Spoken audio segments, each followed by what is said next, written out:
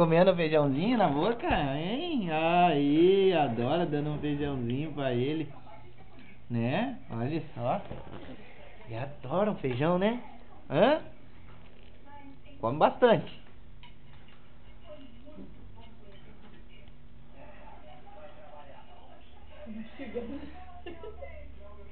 Mastiga bem esse arroz. Opa, comilão. Muito gostosa essa carne. Você não tem dente, seu Danielzão. Fala que ele não tem dente, que ele não pode. Você não pode ter dente.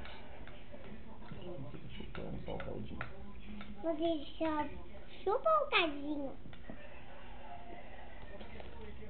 Mostra pro Daniel como é que faz. Fala que tem que chupar o caldinho. Como é que faz, filha? Que jeito? Come aí pra ele ver.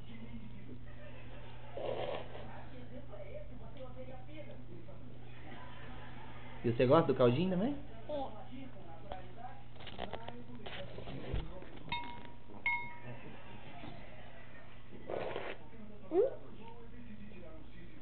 Ai, Daniel. Vê, Dora, pode ver se ele vai abrir a boca, pai.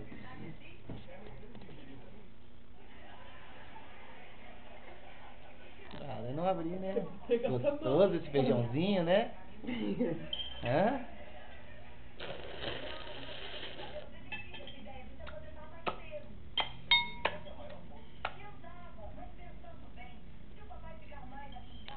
Bum.